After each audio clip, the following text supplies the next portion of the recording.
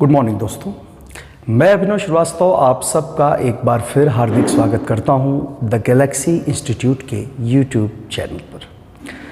दोस्तों, जैसा कि विगत दिनों में हम और हमारी टीम के प्रयास लगातार आपकी बेहतरी, आपके बौद्धिक विकास के लिए जारी हैं और आप सबका भरपूर प्रोत्साहन भी हमें मिल रहा है। इस प्रोत्साहन के लिए हम सभी आप सबका कोटि कोटि धन्यवाद ज्ञापित करते हैं, लेकिन साथ ही आपको आश्वस्त भी करना चाहते हैं कि इस मंच से और ये टीम तब तक आपके लिए समर्पित ढंग से काम करना चाहेगी जब तक आप अपना उद्देश्य प्राप्त नहीं कर लेते। लेकिन इसमें जितना समर्पण हमारी और टीम की ओर से आपके लिए है, उतना ही समर्पण या उससे कहीं ज़्यादा मेहनत आपके द्वारा आपके विषय, आपकी परीक्षा के लिए भी होनी चाहिए।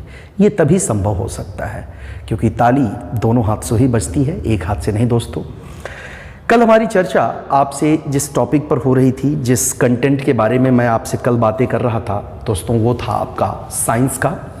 और साइंस में मैंने आपको जो चीज़ बताई थी, जिस चीज़ के बारे में, जिस घटक के बारे में मैं कल आपको जानकारी दे रहा था, वो घटक, वो फैक्टर था ब्लड।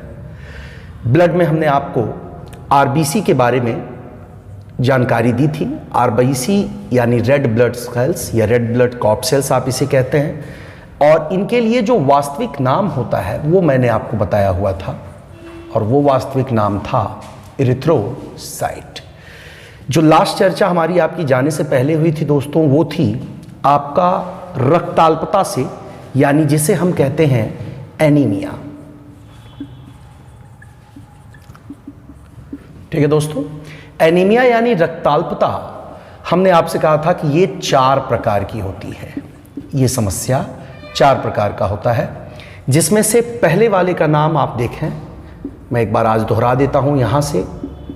ये है आपका हंसियाकार रक्ताल्पता। दूसरा है आपका प्रणाशी रक्ताल्पता। तीसरे वाले को हम कहते हैं थैलेसीमिया, और चौथे के लिए नाम प्रयोग किया जाएगा सेप्टिसीमिया। ठीक है दोस्तों, अब देखिए यहां पर आपके लिए क्वेश्चन एक तो यही बन गया कि रक्ताल्पता के कितने प्रकार होते हैं, ये तो एक सवाल आपके लिए हो जाता है। लेकिन इसके अलावा भी आपको यहां से और भी क्वेश्चन मिल सकते हैं, और वो क्वेश्चन क्या है, चलिए ये भी देख लेते हैं। देखिए जैसे दोस्तों, हंसियाकार रक्ताल्पता की बात अगर करें तो इसे अंग्रेजी में कहा जाता है सिकल सेल एनीमिया। ये नाम हम लोग इसे देते हैं दोस्तों। और जिन लोगों में आरबीसी का आकार जो इस प्रकार का होता है, उभयावतल होता है, इसे बाइकॉन्केव कहा जा सकता है, इस संरचना में बदलाव आ जाता है, यानी कि आरबीसी सिकुड़ जाती है और सिकुड़ने के कारण इसका आकार कुछ इस तरह का बन जाता है। मतलब ये एक तरह से हंसियाकार हो जाती है, इसीलिए इसका नाम है हंसियाकार रक्ताल्पता। इसमें जो सबसे बढ़िया सवाल है वो देखते हैं क्या है। वो ये है बेटा कि हंसियाकार रक्ताल्पता जिन लोगों में पाई जाती है, उन लोगों में किस बीमारी के लिए प्रतिरोधक क्षमता का विकास हो जाता है। अगर ये सवाल आपको क्वेश्चन पेपर में दिखाई देता है तो ध्यान दीजिएगा, इसका बहुत ही बढ़िया उत्तर है, और वो है दोस्तों मलेरिया। ठीक है, ये मलेरिया जो आप देख रहे हैं, ये निश्चित सी बात है, ये प्लाज्मोडियम के जरिए होने वाली बीमारी है।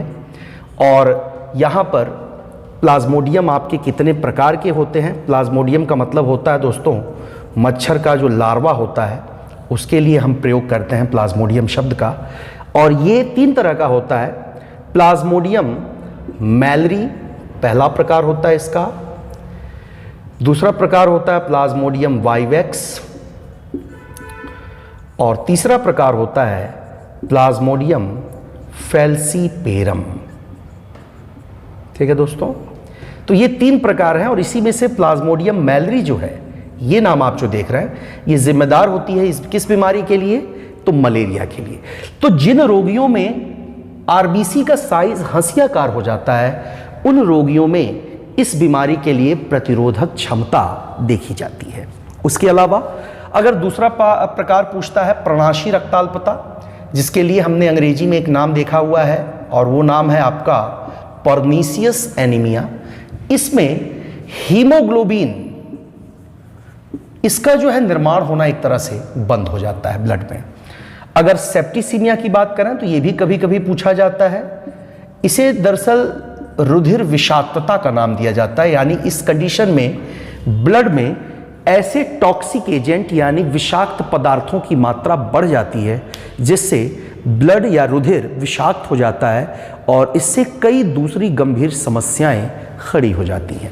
ठीक है दोस्तों, तो यहां पर हमने आपसे आरबीसी से रिलेटेड रक्ताल्पता की बात की। सवाल फिर से देख लें, रक्ताल्पता कितने प्रकार की? तो दोस्तों रक्ताल्पता आपकी 4 प्रकार की है, हंसियाकार, प्रणाशी, थैलेसीमिया और सेप्टिसीमिया। किस प्रकार की रक्ताल्पता वाले रोगियों में मलेरिया के लिए प्रतिरोधक क्षमता का विकास हो जाता है? तो आपका जवाब है हंसियाकार रक्ताल्पता। हीमोग्लोबिन का निर्माण या इसकी मात्रा अनियमित कब हो जाएगी? तो प्रणाशी रक्ताल्पता में। और ब्लड में टॉक्सिक एजेंट्स की मात्रा कब बढ़ जाती है? तो इसका जवाब है आपके पास सेप्टिसीमिया। ठीक है दोस्तों, और ब्लड का लाल रंग क्यों होता है? इसका जवाब मैं आपको अपने पिछले वीडियो में दे चुका हूं। और ज़्यादा से ज़्यादा चीज़ें अगर आप लोग इस वीडियो को पहली बार देख रहे हैं तो बेहतर होगा कि आप गैलेक्सी इंस्टीट्यूट के पिछले वीडियोस को ज़रूर देख लें। उनमें भी आपको इस बारे में जानकारी स्पष्ट ढंग से मिल जाएगी, अगर आपके पास ये वीडियो देखने के मौके नहीं मिले हैं तो। अब हम आगे बढ़ते हैं दोस्तों, और चूंकि यहाँ पर बात हो रही है ज़्यादा से ज़्यादा प्रश्नों की, कैसे ज़्यादा से ज़्यादा क्वेश्चन निकाले जाएं, तो आई होप कि आपने केवल आरबीसी और ब्लड की सामान्य परिचय जैसे टॉपिक में से 30 के करीब क्वेश्चन निकाल लिए हैं। और अगर मैं ये पूरा टॉपिक खत्म कर रहा हूँ तो मुझे लगता है कि इस टॉपिक के अंत तक आप कम से कम 100 प्रश्नों से अवगत हो जाएंगे। तो यही देखा जाना चाहिए कि कोई भी क्लास कितनी अधिक प्रोडक्टिव है, यही उसकी उपयोगिता, उसकी उपादेयता निर्धारित करती है दोस्तों। तो ये आप लोग लगातार करते रहा करें। अब हम बात कर रहे हैं दोस्तों सबसे पहले अगले टॉपिक के बारे में, और हमारा जो अगला टॉपिक है दोस्तों वो है WBC, जिसे हम लोग व्हाइट ब्लड कॉर्पसेल्स या इसी को कहते हैं श्वेत रक्त कणिका, ये नाम हम लोग इसे देते हैं। लेकिन दोस्तों याद रखिए कि यहां पर ये पहला सवाल आपका बन जाएगा कि श्वेत रक्त कणिका का वास्तविक नाम क्या है। तो मैं आपको पहले भी बता चुका हूं कि इसका वास्तविक नाम हम लोग लिखते हैं दोस्तों ल्यूकोसाइट। ठीक है, ल्यूकोसाइट, ये नाम हम लोग यहां पर इसके लिए प्रयोग करते हैं। अब उसी तरह की विशेषताएं देखते हैं, जैसे इनका निर्माण कहां होता है।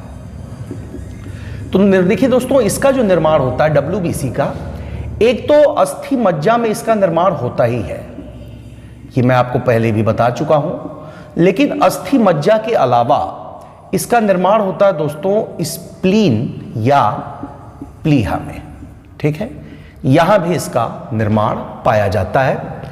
अगर संख्या की बात करेगा तो देखिए इस तरह के संख्यात्मक प्रश्न जो होते हैं, आंकड़ों पर आधारित क्वेश्चंस जो होते हैं, उसमें अलग अलग स्रोतों में, अलग अलग किताबों में अलग अलग डेटा आपको कई बार दिखाई दे जाता है। और कई बार मैंने कल के वीडियो में देखा कि हमारे कुछ बौद्धिक छात्र, हमारे कुछ बहुत ही प्यारे स्टूडेंट्स हमारे द्वारा बताए गए आंकड़ों और दी गई जानकारी को किसी प्रकार से संशोधन की अपेक्षा वो कर रहे थे। तो लेकिन ये ध्यान रखें दोस्तों, 90% वाटर प्लाज्मा में या 91%, किताबों में आप देखेंगे तो 90 to 91% लिखा मिल जाता है। प्रोटीन की मात्रा 7% हमने आपको बताई है, किताबों में आपको 7 to 8% लिखा मिल जाता है। तो इसमें कोई एग्जैक्ट रेशियो नहीं लिया जा सकता, इसलिए इस भ्रम की स्थिति में न रहा करें। ठीक है, संख्या की बात करेगा दोस्तों तो संख्या इसकी जो है वो 7000 से 11000 क्यूबिक पर मिलीमीटर तक होती है, ये संख्या इसकी होती है। ठीक है, 7000 से 11000। और अगर इसका जीवन काल पूछा जाए तो जीवन काल कई बार 5 से 7 दिनों का होता है इसका। ये इसकी सामान्य परिचय की बात हुई। लेकिन अगर हम ल्यूकोसाइट को क्लासिफाई करें और ये देखें कि ये करता क्या है, तो पहले हम इसकी उपयोगिता समझते हैं। ध्यान दीजिए कि WBC या ल्यूकोसाइट की जो सबसे बड़ी उपयोगिता होती है वो है रुधिर की सांद्रता, यानी ये ब्लड कंसंट्रेशन को डिसाइड करता है। कंसंट्रेशन का मतलब सांद्र चीज यानी कि गाढ़ी चीज। कोई भी लिक्विड अपनी सांद्रता के आधार पर ही उसमें बहने का गुण निर्धारित किया जाता है। अगर कोई लिक्विड जैसे पानी हो गया, तो पानी एक डाइल्यूट कह सकते हैं कि एजेंट है, एक बहुत ही तनु या पतला एजेंट है, पतला एक प्रकार का तरल है जिसमें बहने का गुण पाया जाता है और सरलता से पानी बहता भी है। लेकिन अगर इसी की जगह हम तेल या फिर हम शहद की बात करें, तो क्या शहद में भी बहने का ऐसा ही गुण दिखेगा? नहीं। ऐसा इसलिए क्योंकि शहद जो होता है वो पानी की तुलना में ज़्यादा कंसंट्रेट होता है, ज़्यादा गाढ़ा होता है, और वही चीज़ यहाँ पर भी है। अगर आपके WBC की संख्या आपके ब्लड में 11,000 से ज़्यादा हो गई, ये बहुत ज़्यादा हो गई, तो ऐसे में रुधिर की जो सांद्रता है दोस्तों ये बढ़ जाएगी। और अगर रुधिर की सांद्रता बहुत बढ़ेगी तो रुधिर आसानी से धमनियों और शिराओं में फ्लो नहीं होगा, बहेगा नहीं। और अगर वो आसानी से बह नहीं रहा है तो इसका मतलब ये हुआ कि वो एक जगह पर ज़्यादा समय तक रुकेगा, जिसके आपस में चिपक जाने के, जिसके कणों के आपस में चिपक जाने की संभावना ज़्यादा रहेगी। और इस स्थिति को हम जिस नाम से बुलाते हैं दोस्तों, इसे हम कहते हैं ल्यूकीमिया। बहुत से लोग ल्यूकीमिया को एक सामान्य अर्थ के रूप में भी जानते हैं। ल्यूकीमिया को दोस्तों हम लोग सामान्य अर्थों में जिस नाम से बुलाते हैं वो नाम है ब्लड कैंसर। ठीक है, तो ब्लड कैंसर की जो समस्या होती है, जब ल्यूकीमिया यानी कि WBC की संख्या आपके ब्लड में बहुत ज़्यादा बढ़ जाती है, 11,000 से कहीं ज़्यादा हो जाती है, तो ऐसी स्थिति को हम कहते हैं ल्यूकीमिया या ब्लड कैंसर। लेकिन यह भी एक सवाल बन सकता है, आपके मन में यह सवाल उठना चाहिए कि अगर इसकी संख्या बढ़ गई तो आपने क्या कंडीशन होगी ये बता दिया, लेकिन अगर इसकी संख्या इनिशियल वैल्यू यानी कि 7,000 CU पर mm³ पर मिलीमीटर से भी कम हो गई तो क्या परिणाम निकलेगा? तो इसका भी उत्तर आपके पास है, और वो उत्तर क्या है दोस्तों? इसे हम कहेंगे, हमारा ये नाम कहलाएगा लाइकोपीनिया। ध्यान दीजिएगा, ये नाम हमारा क्या कहलाएगा दोस्तों? इसे हम कहेंगे लाइकोपीनिया। तो ल्यूकीमिया WBC की संख्या का बढ़ जाना है और लाइकोपीनिया WBC की संख्या का घट जाना है। इसके अलावा रुधिर की सांद्रता के अलावा इसका जो दूसरा उपयोग है वो भी आप जान लें। वो इसकी दूसरी उपयोगिता है, यही हमारे प्रतिरक्षा तंत्र के लिए जिम्मेदार होता है। यानी जब भी हम बीमार होते हैं उस स्थिति में हमारा जो डिफेंस मैकेनिज्म है, हमारी जो इम्यूनिटी है, या आप इसे अंग्रेजी में इम्यून सिस्टम कहते हैं, तो ऐसे में हमारा जो इम्यून सिस्टम है दोस्तों, ये क्या होता है? बढ़ जाता है, और WBC की संख्या इस कंडीशन में थोड़ी सी बढ़ी हुई दिखाई देती है। लेकिन अब ये इम्यून सिस्टम बना कैसे और कहां से आया, इसको भी हम लोग थोड़ा सा एक छोटे से ग्राफ के माध्यम से समझने की कोशिश करते हैं। चलिए देखिएगा, मैं लगातार आपको जिस कंटेंट से वाकिफ करा रहा हूं, ये अपने आप में कई दूसरे मुद्दों को, कई दूसरे टॉपिक को जोड़े हुए है दोस्तों। इसलिए हमेशा ऑनलाइन क्लासेस में जो भी चीज़ें आपको पढ़ाई जाए, आपका उद्देश्य होना चाहिए कि आप अपना कम से कम समय देकर ज़्यादा से ज़्यादा सवाल वहाँ से कैसे निकाले जाते हैं। इसीलिए कई बार कुछ क्लासेस आपको क्वेश्चन आंसर फॉर्मेट में प्रश्नोत्तर शैली में पढ़ाई जाती हैं, ताकि आपके अंदर अगर इस तरह का कोई भ्रम हो तो वो दूर हो जाए। पर यहाँ एक चीज़ और मैं आपसे कहना चाहूँगा, किसी विद्वान ने कहा है कि सभी जवाबों को जानने से बेहतर है कि कुछ सवालों को भी जाना जाए। और कुछ सवालों को जानने का मतलब, जैसे किसी भी इंसान की हैसियत का अंदाज़ा उसके दोस्तों से नहीं बल्कि उसके दुश्मनों से लगाया जाता है, ऐसे ही आप एक छात्र की बुद्धिमत्ता का आकलन उसके दिए गए उत्तरों के बजाय उसके द्वारा पूछे गए प्रश्नों से लगा सकते हैं। इसलिए सवाल बनाने का अभ्यास ज़रूर करें, क्योंकि अगर आप सवाल बनाना सीख गए दोस्तों, तो आप पेपर सेट करने वाले व्यक्ति की मेंटलिटी को भी रीड करना सीख जाएंगे, और तब आपके लिए एग्ज़ाम्स बहुत आसान होंगे। WBC की मैंने बात की है। WBC जो होता है दोस्तों, ये आपका दो तरह का होता है। ठीक है, पहले वाले को हम लोग कहते हैं ग्रेन्युलोसाइट। इसका मतलब हुआ कणिकामय, जो गोल WBC होती है। और दूसरा होता है दोस्तों, इसका नाम, इसे कहते हैं अग्रेन्युलोसाइट, यानी ये होगा अकणिकामय। जो अकणिकामय WBC होती है दोस्तों, ये थोड़ी सी अनियमित आकृति की होती है, अमीबॉयड शेप होती है, जबकि ये आपका गोल होता है। इस आधार पर इन दोनों को क्लासिफाई किया गया है। इसमें से जो कणिकामय WBC है, इसके अगर प्रकार देखेंगे आप तो ये 3 तरह का होता है, और अकणिकामय WBC दोस्तों ये आपका 2 तरह का होता है। तो जो कणिकामय है उसको देखते हैं। इसमें पहला नाम आपको मिलेगा इओसिनोफिल, दूसरा नाम बेसोफिल, और तीसरा नाम है यहां पर न्यूट्रोफिल। आप ये कह सकते हैं दोस्तों कि ये जो आपको कणिकामय WBC दिख रहे हैं, ये आपकी बॉडी में एलर्जी संबंधी लक्षणों के लिए जिम्मेदार होते हैं। किसी चीज़ के लिए आपको, अगर आपकी बॉडी में एलर्जी है, जैसे कुछ लोगों को धूल से, कुछ को धुएं से, कुछ को परफ्यूम से, फूलों से एलर्जी होती है, तो इस तरह के एलर्जिक लक्षणों के लिए यही WBC के ग्रेनुलोसाइट यानी कणिकामय प्रकार ये जिम्मेदार माने जाते हैं। इनमें से और भी बहुत से उपयोग हैं, वो हम लोग आगे डिस्कस करेंगे।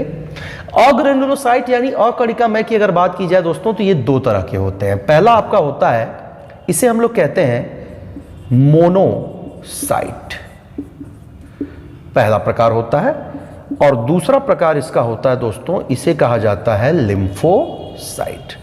ये 2 नाम आप देख रहे हैं। इस मोनोसाइट का एक और नाम भी है, वो आप देखें क्या है। ये नाम है दोस्तों फैगोसाइट, ये नाम इसके लिए प्रयोग किया जाता है, या हिंदी में इसे हम कहेंगे भक्षी कोशिका। ये नाम हम इसे हिंदी में देते हैं। ऐसा क्यों? क्योंकि जब भी आपके ब्लड में, जब भी आपके शरीर में कोई भी दूसरा बाह्य कारक प्रवेश करता है, तो ऐसे बाह्य कारक के विरुद्ध तुरंत ही हमारा आंतरिक सुरक्षा तंत्र एक्टिव हो जाता है, सक्रिय हो जाता है। और इस आंतरिक सुरक्षा तंत्र के सक्रिय होने पर जो चीज बाह्य कारकों से लड़ने का काम करती है, वो है दोस्तों मोनोसाइट या फैगोसाइट। चूंकि ये बाहर से प्रवेश करने वाले सूक्ष्म जीव या फिर दूसरे अन्य जीवाणुओं को भक्षण कर लेती है, उन्हें खाकर नष्ट कर देती है, इसीलिए इनका एक नाम क्या पड़ा, भक्षी कोशिका। और चूंकि इनके द्वारा फैगोसाइट का काम किया जाता है, भक्षण किया जाता है, इसीलिए इस क्रिया को पूछता है क्या नाम दिया जाता है। अगर आपसे ये क्वेश्चन पूछता है कि इस क्रिया को क्या नाम देते हैं, तो इसका जवाब होगा फैगोसाइटोसिस, ये नाम दिया जाता है। और इसकी सबसे बड़ी बात मैं आपको बता दूं कि मोनोसाइट ये आपके ब्लड में पाई जाने वाली सबसे बड़ी कणिका होती है। ये क्वेश्चन आपका बहुत इंपॉर्टेंट हो जाता है। सबसे बड़ी कणिका जो रुधिर में पाई जाती है दोस्तों कौन है, तो आपका आंसर होगा मोनोसाइट। बची बात लिम्फोसाइट की। तो लिम्फोसाइट क्या होता है, चलिए इसको भी देख लेते हैं। लिम्फोसाइट दोस्तों यही है जो आपकी बॉडी में इम्यून सिस्टम को बनाने के लिए उत्तरदायी है, जिम्मेदार है। ये जो लिम्फोसाइट होता है, ये लिम्फोसाइट भी आपका 2 प्रकार का होता है। एक होता है टी लिम्फोसाइट और एक होता है बी लिम्फोसाइट। इसमें से जो टी लिम्फोसाइट होता है, इसका निर्माण दोस्तों पूछता है कहां होता है, तो इसका जवाब होगा, इसका निर्माण होता है थाइमस ग्रंथि में, और इसका आकार कुछ इस तरह का होता है, टी शेप का होता है, इसीलिए हम इसे टी लिम्फोसाइट कहते हैं। और यही बनाता है हमारा इम्यून सिस्टम, यानी हमारा प्रतिरक्षा तंत्र, यही जिम्मेदार है। आपने एक बीमारी का नाम सुना होगा एड्स के बारे में। एड्स जो मानव इतिहास में देखा जाए तो अभी तक फिलहाल एक लाइलाज बीमारी की तरह देखी जाती है, लेकिन हाल के दिनों में मेडिकल साइंस की तरक्की का फायदा इंसानों को एड्स के संबंध में ये मिला है कि भले ही हम इसे अभी तक पूरी तरह ठीक करना नहीं जान पाए हैं, ऐसी कोई औषधि, ऐसी कोई दवा हम अभी विकसित नहीं कर पाए हैं जिससे हम इस बीमारी को ठीक कर सकें, लेकिन इसके बावजूद हम उन दवाओं की खोज करने में सफल रहे हैं जो इनके विकास की रफ्तार को, इनके प्रसार की दर को धीमा कर देता है, स्लो कर देता है। इस उदाहरण के लिए मैं यहाँ पर एक क्वेश्चन और आपको सामने रखता हूँ। एड्स, जिसका पूरा नाम आप सभी जानते हैं दोस्तों, एक्वायर्ड इम्यूनो डेफिशिएंसी सिंड्रोम, ये नाम आप अच्छी तरह जानते हैं। अगर आपसे पूछता है कि किसी बीमारी के सामने या बीमारी के साथ एक्वायर्ड शब्द लगा हुआ है, अगर आपको किसी बीमारी के साथ एक्वायर्ड शब्द जुड़ा हुआ दिखता है तो व्हाट इट मीन्स, इसका मतलब क्या हुआ? तो दोस्तों इसका मतलब हुआ कोई सिंगल बीमारी नहीं है, बल्कि ये बीमारियों का समूह है। ठीक है, ध्यान दीजिएगा, एक्वायर्ड शब्द का मतलब ही हुआ बीमारियों का समूह। लेकिन ये बीमारियों का समूह कैसे आपके शरीर को अपना घर बना लेता है, ये आपके दिमाग में सवाल है। तो देखिए होता क्या है दोस्तों, कि जब कोई व्यक्ति HIV एड्स से पीड़ित होता है, HIV का शिकार होता है, जिसे आप human immuno virus, immuno deficiency virus के नाम से भी जानते हैं, तो इस HIV से पीड़ित होने वाला जो व्यक्ति होता है, ध्यान देंगे, उस व्यक्ति के साथ समस्या ये हो जाती है कि उसका जो टी लिम्फोसाइट है, ये जो एक इम्यून सेल है, इस सेल पर हमला करके HIV का जो वायरस होता है, ये इस सेल को रेप्लिकेट कर लेता है, यानी ये अपनी तरह के दूसरे वायरस में इसे बदल देता है, और इस तरह से वो अपनी संख्या जो है वो बढ़ाता रहता है। ठीक है, ये काम जो है HIV वायरस करता है। हाल फिलहाल के दिनों में आप ध्यान देंगे तो एक नाम आपको मिलेगा ज़ाइडोवुडाइन, और दूसरी दवा XQ9302। ये दो ऐसी दवाएं थीं जो एड्स को ठीक तो नहीं करती, लेकिन ये उनके प्रसार की दर को धीमा जरूर कर देती हैं। वहीं दूसरी ओर हाल ही के दिनों में भारतीय स्वास्थ्य सेवाओं में BNC 117, ये एक नई औषधि खोजी गई है। फिलहाल ये अंडर ट्रायल है और कोशिश ये की जा रही है कि इस दवा को हम पूरी तरह एड्स को ठीक करने में इस्तेमाल कर पाएं, क्योंकि ये केवल एड्स के प्रसार को ही धीमा नहीं कर रही है, बल्कि ये उसको घटा भी देती है, उसे कम भी कर देती है, उन विषाणुओं को मारने में भी ये सक्षम है। तो ध्यान रखिएगा, थाइमस ग्रंथि में टी लिम्फोसाइट बनते हैं और यही आपकी प्रतिरक्षा तंत्र के लिए जिम्मेदार होते हैं। लेकिन जो दूसरा नाम आप देख रहे हैं बी लिम्फोसाइट, अगर पूछता है कि ये बी लिम्फोसाइट कहां बनता है, तो इसका भी जवाब है आपके पास। ये बी नाम इसे इसीलिए दिया गया है दोस्तों, क्योंकि ये बोन मैरो यानी हमारी अस्थि मज्जा में बनता है। तो ये जो है B lymphocyte bone marrow lymphocyte कहलाता है। ठीक है दोस्तों, तो ये जो छोटी सी जानकारी हमने आपको अभी दी, ये जानकारी आपको दी गई WBC के बारे में। कल हमने आपको RBC पर बात की थी। अब हम आपसे इसी के तीसरे हिस्से पर भी चर्चा कर लेते हैं इसी के साथ। और हमारा जो तीसरा हिस्सा है दोस्तों, वो आपको कल हमने बताया था संक्षिप्त में कि हमारे ब्लड में 3 तरह के जो है कणिकाएं पाई जाती हैं, जिनमें RBC, WBC और तीसरे का नाम मैंने आपको बताया था। तीसरे को हम लोग कहते हैं दोस्तों प्लेटलेट्स। ठीक है, प्लेटलेट्स के लिए नाम आप अच्छी तरह से जानते हैं। मैंने कहा था आपसे कि इसे हम लोग प्लेटलेट्स या रुधिर बिंबाणु भले ही कहते हो हिंदी में, लेकिन ये इनके वास्तविक नाम नहीं है। इसका वास्तविक नाम है थ्रोम्बोसाइट। ये इसका नाम है दोस्तों, थ्रोम्बोसाइट। तो देखिए, थ्रोम्बोसाइट का जन्म कहाँ होता है? अगर आपके सामने ये सवाल आया तो जन्म आप वहीं बताएंगे, अस्थि मज्जा में इसका जन्म होता है। अगर आप इसकी संख्या पूछेंगे तो संख्या जो होती है दोस्तों 1.5 यानी 1.5 से 3.5 लाख CU/mm तक होती है इनकी संख्या। ये एक एवरेज संख्या है, ये ऊपर नीचे हो सकता है। अगर आप इसका जीवन काल की बात करेंगे तो जीवन काल जो होता है दोस्तों इसका 1 से 3 दिनों का होता है। लेकिन इसकी उपयोगिता क्या है? और एक क्वेश्चन पूछता है कि किस बीमारी में हमारे शरीर में तेजी से प्लेटलेट्स कम हो जाते हैं। तो दोस्तों, उस बीमारी का नाम आप बहुत अच्छी तरह से जानते हैं, मच्छरों से फैलता है, जिसे आप कहते हैं डेंगू। ठीक है, डेंगू वो बीमारी है दोस्तों जिसके कारण तेजी से प्लेटलेट्स की जो संख्या है वो घट जाती है, यानी कम हो जाती है। और प्लेटलेट्स करता क्या है? तो देखिए दोस्तों, प्लेटलेट्स जो होते हैं हमारे शरीर में, जो खून के जमने की क्रिया है, जिसे हम कहते हैं रुधिर स्कंदन। ठीक है, इस रुधिर स्कंदन में फाइब्रिनोजन नाम का जो प्रोटीन आप देख रहे हैं, इस फाइब्रिनोजन प्रोटीन के मदद से और विटामिन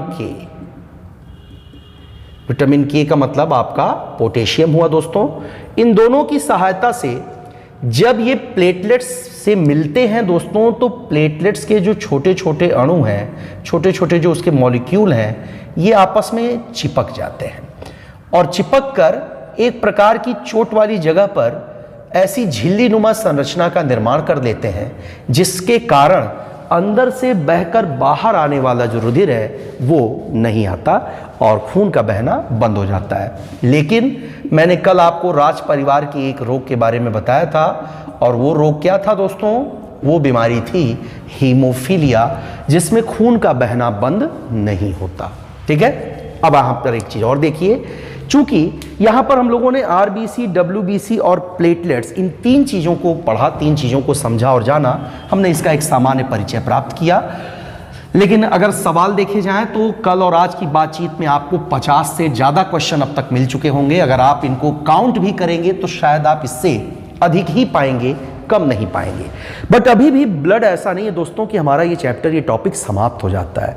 अब ब्लड से रिलेटेड चीजों की अगर बात करें तो ब्लड ग्रुप, यानी कि आप जानते हैं मानव शरीर में 4 प्रकार के ब्लड ग्रुप पाए जाते हैं। उसके अलावा ब्लड ग्रुप के साथ साथ एंटीजन और एंटीबॉडी क्या होता है, ये सवाल भी एक तरह से अभी पूरा नहीं हुआ है। साथ ही साथ हम यहाँ पर एक गंभीर बीमारी जो अब फिलहाल लाइलाज नहीं है, जिसे हम लोग इरिथ्रोब्लास्टोसिस फिटैलिस का नाम देते हैं। नाम सुनने में भारी भरकम लग रहा है, लेकिन ये बीमारी बहुत सामान्य सी है अब, क्योंकि मेडिकल साइंस के लिए अब ये कोई लाइलाज रोग नहीं रह गया है। तो साथ साथ blood pressure, blood sugar, diabetes, इन सभी चीज़ों को हम अपनी अगली क्लास में आपसे डिस्कस करेंगे। फिलहाल आप इसे अप्रिशिएट करें, अपना सहयोग, अपना प्रोत्साहन इसी प्रकार बनाए रखें और स्टे सेफ, स्वस्थ रहें, सुरक्षित रहें। Thank you very much.